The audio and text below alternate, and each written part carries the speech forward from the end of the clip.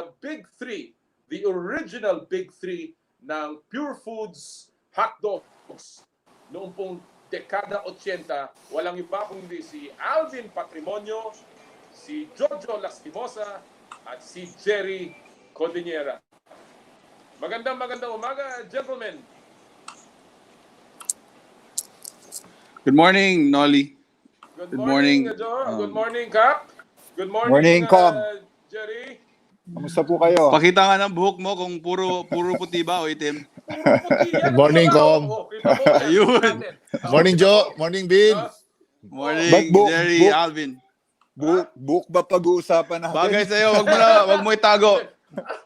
Joe, ngayon na kita nakita, long hair, Joe, Pag-uusapan din dito, yung TikTok ni Alvin eh. Si Alvin, nakikita ko nila sa TikTok eh. Totoo ba, Alvin yan? Yes, Com. Inano ko ng daughter ko. Oo. Kailangan si Jojo, makita ko rin sumasayaw ng TikTok yan. Hindi. Meron na. May nirelease na ako siguro mga a month ago. Pero private lang. Private ha? Kailangan makita namin ni Jerry yan. Ikaw, Jerry, anong pinagkakabalan mo ngayong lockdown? Walang video. Walang ano. Jerry? Hello, Jerry. Walang audio. Hindi ko naririnig. I can hear you, Jay. Okay, narinig ka namin, Jerry. Narinig ka namin. Can you hear me? Jerry, narinig mo ba ako? Subukan natin, Mama. Gab, can you Wala akong audio kay Kong Noli. Mukhang hindi tayo naririnig ni Jerry. Ulitin natin. But, Alvin, Joe, obviously ngayon ang pinag-uusapan ngayon, yung balik tanaw. No, alam natin yan. I'm sure you've seen yung The Last Dance ni Michael Jordan, and kagaya nga ng sinasabi ko kanina, one of the most significant years was 1988. Dahil nung panahon na yun, ang PBA, sabi ko, we came from a smaller league, 6 na lamang na team, biglang pumasok. Jerry, can you hear me now? Narinig ko na ba kami? Mukhang hindi pa tayo naririnig, Jerry. Jerry? We'll try to fix his communication. But going back to my thought there, Alvin at saka Joe, it's been a long time since 1988 that you were rookies. Alam natin, pumasok ang Pure Foods as a expansion team nung panahon na yon, star-studded with the three of you leading the lineup, of course, with a lot of veterans. Banggitin ko lamang mga kaibigan nung panahon na yun, mantakin nyo yung lineup nila: Al Solis, Freddy Hubalde, Glenn Capasio, si Padim Israel, JB Yango, Willie Generalao, Onchi de la Cruz, Mon Fernandez, Manuel Marquez, Joshua Villapando, and of course, si Alvin, si Jojo, at si Jerry. Guys, ang tanong ko, parang hindi na yata nabalik yung panahon ng ganyang klase ng expansion. Do you think that, yung ganong klase ng style ng expansion is the right way to move just to bring up again yung isang koponan na papasok sa PBA? Joe, ikaw muna. I don't think that's going to be possible at this time. Kasi yung time na yun, I think yung PBA nga, as you mentioned, kukonti na lang yung mga players na natira, and then it so happened na marami pang natitira mga amateur players na magagaling. We were together in the national team for 2 years, kami na Alvin and Jerry, and we were ripe for the pros. And I think we just came in at the right time to inject new life in the PBA. But right now, ang dami ng players ngayon na mahirap magkaroon ng expansion, and then we're already 12 teams in the PBA. So pagdagdagan mo pa yun ng mga couple of teams, medyo mahirap na, masyadong masikip na yung liga natin. So I don't think that's going to be possible at this time. Well, obviously pinag-aaralan niya ng PBA, but yung the kind of expansion, Alvin, na meron kayo when you brought in when you got the core of yung at the time it was Tanduay, and then of course pumasok kayo, mukhang tama si Jojo, no? Mukhang that has not happened in a long time para sa PBA, no? Kasi iba yung excitement na nadala niyo nung panahon na yun eh. Yeah, imagine na combination of veterans and ano po yun, rookies, tapos parang may rivalry between Mon and Senator Jaworski, Coach Jaworski, kaya nagkaroon ulit ng interest yung PBA, yung fans. Kaya When you were, I think go ahead, Alvin. so, ngayon po with 12 teams po, parang ano na rin po, maliit na po yung chance na magkaroon ng ganong super team ulit. Sabi nga ni Jojo, when you came in, so much hype sa inyong tatlo, no? You came from the national team, you were all MVPs ng PABL nung panahon na yon. You came from a very successful collegiate career. Alvin, you were with Mapua. Jojo came from Cebu, and Jerry came from the University of the East.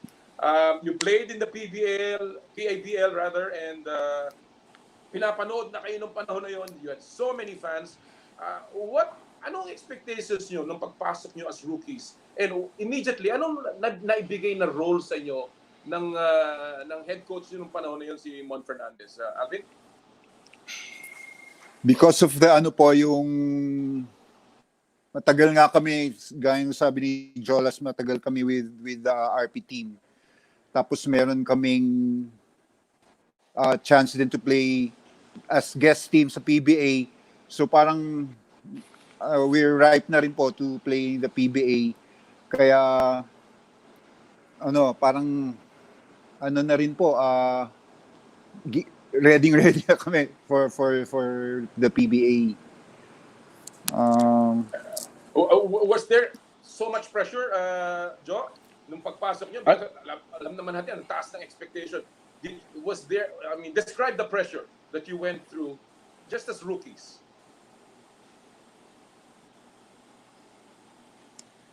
Jojo? We have a little bit of technical difficulty. If I get your question right, I think the expectations, the expectations were there for us to. Mukhang nawala yung audio ni Jojo eh. We'll try to get back yung audio ni Jojo Lastimosa. But Alvin, you came in mid-season. Hindi ka agad nakapasok in 1988. Yung ba medyo mabigat sa loob mo na hindi ka agad nakapasok at hindi ka nga nakapaglaro right from the bat, right sa opening season ng rookie year mo? Parang 3 at a time lang ata. Yes, na-miss ko rin yung first conference and finals din sila with David third kill. But I have to honor my yung stint ko with RFM Chiefs Hot Dogs. Kaya na-miss ko po yung first conference. But nung half of the year na po, excited na ako to play with Pure Foods. Talagang I prepared hard, tapos excited to be with my nila Jolas and Jerry, Glenn and Jack. Plus siyempre po actually po talagang timing din po, blessing din po na to be with Pure Foods kasi imagine si Coach Mon Fernandez pumunta po sa bahay to recruit me. Sinabihan ako na to play with Pure Foods, kaya yun po napapayag din po ako. Okay, let me go back to Jojo. Jojo, yes, it's about the pressure coming in as a rookie. Can you describe to us nung panahon na yun? With all the hype. Ano ang naramdamang pressure going into the PBA?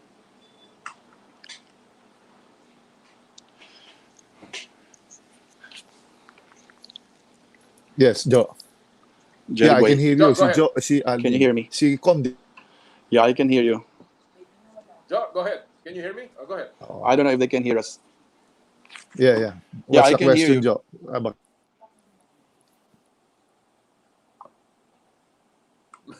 Jerry, can you hear me? Were you asking about Pressure. yung pressure? Noli, can you hear me? Can you hear me? Joe, klaro ka, Joe. And Alvin. Klaro Yeah, I si know. Com. You're si also Com. clear. Naririnig ko rin si Com Noli. Pero narinig ni Jerry. What was the question, Joe? pwede kong gawin si Alvin na ano, na MC. Alvin, dali mo nga si Jerry. Gawin mo nga. That you were talking about Pare, pressure. Bin, pressure. kung ano naramdaman na pressure ni Jerry at saka ni Jojo noong panahon na yun. Yeah, yung pressure lang upon entering the PBA. Yun lang. Yung tanong. Yung pressure, Tanong. let me go first. Yung pressure, I think there was a bit of pressure dahil yung pagpasok namin before. The audio. Tingnan mo natin. We have some time. Sige, ayusin muna natin, Gaba, yung ating producer. We'll begin first a little bit kasi mukhang nahihirapan tayong pagsabay-sabayin. Okay, but Alvin, nung panahon na yon in 1988, alam naman natin ang laki ng boost ng Pure Foods. And kayo, ika nga nakapaglaro kagad. Pero despite the star-studded lineup, you only finished with 2 runner-up finishes in the Open and in the All-Filipino. And you did not win a championship hanggang 1990. Almost 3 years. Was it a case of masyadong mataas lamang ang expectation, masyadong mataas ang hype for the team, or talagang sobrang lang lakas talaga ng mga kalaban at minalas lang because you really had a team that could contend and win a championship even at your rookie year? Of course, yung goal naman namin po is to help Pure Foods win the championship, but talagang with a star-studded lineup, parang ano po, parang dapat chemistry muna with the team. Yung mga roles na dapat, the specific roles na binibigay ng coaching staff for the team, for the players, yun po sana yung makakatulong to get the championship on its maiden year. Okay. Sa akin po, dapat ano yun, record din po yun. But siguro hindi pa lang po time para sa team. It's a championship. All right, let me go to Jojo. Jo, kanina tinatanong ko about the pressure. Can you describe to me the pressure that you received as a rookie coming into the PBA? I personally, wala ako masyado na feel na pressure. It was just, I think, knowing that yung team na sinalihan ko is a combination of a champion team kasi nanggaling sa Tanduay yung grupo niyan, sila Coach Mon. And malakas na yung team by itself. And then pinasukan namin and people were just expecting so much from us. But as we all know now, yung basketball, it's not about talent anymore. So we might be loaded with talent, but we actually lacked cohesiveness in that team, and we were just running purely on talent. And yun ang naging problema namin because I remember yung rookie year ko, si Coach Mon yung coach namin during that time, and he was doubling as a coach and as a player. And that's a difficult thing to do during that time and even now. So I remember I never started yung time na yun. Palagi ako nasa second quarter. We played 12 and 12. So starting 5 niya, si Freddy, si Willie, sila Padim, and then si Mon, yung mga veterano, tapos papasok kami on the second quarter. So meaning if I'm going into second quarter, I'm gonna finish the game, which is fine by me. So second and fourth quarter. So yun ang naalala ko, there wasn't much strategy during that time. It's just like, ito yung first 5 ko, ito yung second 5 mo, you compete with us and let's see if you can beat us. So, and eventually, when it comes down to siguro mga strategy, dun kami natalo. And then, of course, yung lack of cohesiveness nga. Well, ika nga, ganun ka, star-studded, talagang ang hirap palasahin ng players. And it was, but of course, it was a thrill for the fans to see all of yes. ganun kaganda yung team. And of course, the other teams were also very strong, but you know, seeing a new team na ganun ka-loaded, it was really a thrill for the fans. It was a thrill for the fans because if you were there during our time, we were just playing. We were just playing. Basta kung may chance kami mag 1-on-1, we go 1-on-1. Wala masyadong ball screen, wala masyadong motion offense.